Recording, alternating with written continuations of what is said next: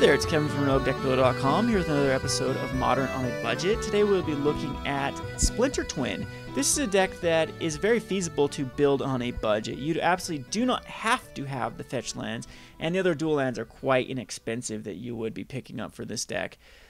Also, that this is another deck that has a lot of affordable commons and uncommons. It basically is all commons and uncommons with only two rares that are absolutely necessary, which is Kiki Jiki and Splinter Twin. I think Kiki Jiki is around $15, and Splinter Twin's a whopping $3.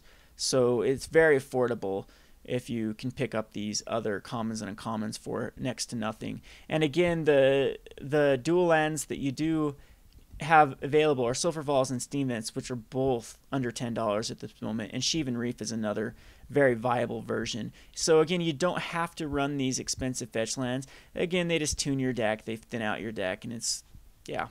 And again, if you don't run the fetch lands, you're not giving your opponent ability to ramp with good old Deathrite Shaman is easy. So there is some drawbacks to running these fetch lands, and they do cost you a life. So you don't have to run them. And until Wizards decides to fix the problem of the unaffordable fetch lands, I guess that's the only alternative to players on a budget is running these decks that don't require them. So let's just go down the deck list here. Splinter Twin was very popular at the end of the Scars of Mirrodin, Zendikar Scars of Mirrodin block, when Deceiver XR and Splinter Twin were both standard legal, and it was probably the third best deck of the time, right underneath either Valakut and Caw-Blade, at least for popularity and how well it did at tournaments. But it was pretty easy to hate out, and again, this deck is quite easy to hate out as well. But in Modern, it has a lot more control available to it to make sure that you get that combo out. So let's just go down the list here, and this deck is actually not using a card that is necessary to this deck. It's kind of crazy that it's trying to go over to this burn version in the sideboard. So let's just ignore this guy's sideboard because this isn't traditional here. He is definitely siding out his combo and going into a red deck wins burn version. Go down the necessary card. The combo tries to get Splinter Twin hooked on a Deceiver Exarch or a Pestermite. And basically you flash in Deceiver Exarch or Pestermite at the end of your third turn, slap on Splinter Twin on your turn, and make a gazillion copies and win. And your other combination, of course, is Kiki Jiki Mirror Breaker that does the same thing as Splinter Twin. You flash in a Deceiver Exarch, play Kiki Jiki, and copy a gazillion Deceiver Exarchs and Pestermites and swing for the win. This version is using Snapcaster Mage. I usually don't ever see this dude being played. Yeah, that's an interesting include. I think it's because he is trying to go the sideboard of kind of a burn version, blue-red burn. And so this is a good card, though, as it has so many targets to hit. And a lot of times also with this deck, you don't have to have the combo. You can just beat them down with Pestermites and enough burn and control, kind of tempo control. It kind of works like good old Delver of Secrets deck back in old Standard. So you don't have to have your combo. That's why people like it. I have been beat down without them getting the combo before. So again, let's go on to the control base of this. 4 lightning bolts, of course, to slow them down, kill their noble hierarchs and their Deathrite Shamans and anything that could pose a problem to you. Remands, again, to put them back a turn, so for you to get your combo off. Serum Visions and Sleight of Hands. These are getting quite pricey, but you can still find them quite easily in the bulk. I was able to find 2 Sleight of Hands last night for 5 cents. Was a pretty good find. And Spell Pierce again to slow them down, to get your combo up. And this guy's using a Thought Scour. Yeah, okay. I guess if you're using Snapcaster Mage, it's fine. Again, his side isn't ideal because he's just trying to side for burn. So let's go and try to find another one here. Here's another version. What does Teferi do? Huh. Kind of a weird include. Don't know where he'd come in handy, but I've never seen that before. This one uses 2 Kiki Jikis. Some people like that, as if one of them does die, you have the ability to draw into another one.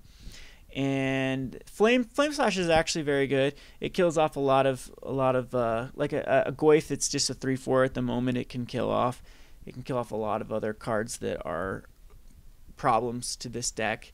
Kill off I guess a Smiter would make Flame Slash very good. Loxodon Smiter is becoming very popular in this format. And again, this is for affinity. Kills off does 4 damage to any artifact creature. So just again, these are depending on your meta. You'd include these type of removals. Dispel, Remand. Again, the bulk of this deck is just Remand, Serum Vision, Sleight of Hand. Remand, I guess, is a bit expensive at times. But this guy looks like he has a better sideboard. Ancient Grudge, he's using green just for the Ancient Grudge for affinity. I guess affinity might be a problem for this deck to beat. I'm not sure. Again, I haven't played much Splinter Twin. And Back to Nature. This Back to Nature is getting very popular in this format for the green-white enchantments deck. It gives it a way to destroy all their enchantments and make their 1/1 hexproofers not threats anymore. I'm seeing this in tons and tons of sideboards lately. And Combust kills good old Baneslayer Angel that again is getting quite popular. Gafdigger's Cage against any sort of graveyard reanimation or something like Birthing Pod decks. Cage is again another popular sideboard card. Again, I have no clue what this dude comes in handy against. Yeah, Threads is a very popular blue sideboard card. As you can take their early creatures, take their Deathrite Shamans, take their Dark Confidants, whatnot. Because yeah, you can grab a creature with converted mana cost 2 or less, and yeah, take their Grim Lavamancer. I personally like the version that does. Oh, this dude does. He is using the Spellskite. I think Spellskite is absolutely necessary for Splinter Twin, as it does protect your combination. And the other card that I do like to run is Grim Lavamancers, as it can help set up your combination, help get rid of their early threats for you to get out a combination. So basically, if it is very annoying to play against Splinter Twin because you cannot tap out third turn. You have to leave up removal for their combination. Even if you don't know if they have their combination, you have to just assume that they have it, or you are dead on their 4th turn. So you have to leave up removal. So you have a lot of times, again, they can just play around that until they have enough remands, 6th or 7th or 8th turn to get their combo out, and then remand, and yeah, swing for the win. So very annoying deck to play against.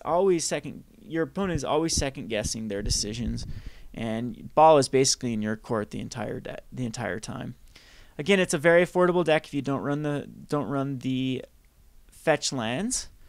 I would say the fetch lands are a must, as it is only a 2-color deck. This is a 3-color for Back to Nature and Ancient Grudge, but again, that's just his choice. And yeah, it's like I said, very powerful deck. We've got a bunch of pros online already that are basically endorsing this deck as the best deck. Again, apparently it's got a very good matchup against Jund, especially when you bring in cards like Flame Slash and any other sort of cheap removal for their early dudes. So there you go. There's another option that you can be running at your local Modern tournament that hopefully the stores in your area are trying to promote and sponsor. I'm very excited for Modern Masters.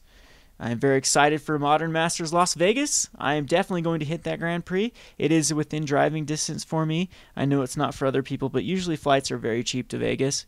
They're plentiful, affordable, and it's a great venue for this Modern Masters. So if you are planning on going to Modern Masters, shoot me a line sometime, email me, post on my Facebook, whatever, and let's try to meet up there in Modern Masters and have a good time. It is Modern Limited is the format, so we are going to be able to play with that sweet Modern Masters cards that are going to be everywhere at this event. I'm going to bring every trade possible and try to trade like crazy. Going to be a great time. Hope to see you there. June, I believe. Correct me if I'm wrong. But yeah, hopefully I'll have the channel growing. It'll be more popular then. We can maybe even, have a team or, t-shirts, stuff like that. And us rogue deck builders will hopefully make a scene in a good way. This is Kevin from RogueDeckBuilder.com. Thanks for watching.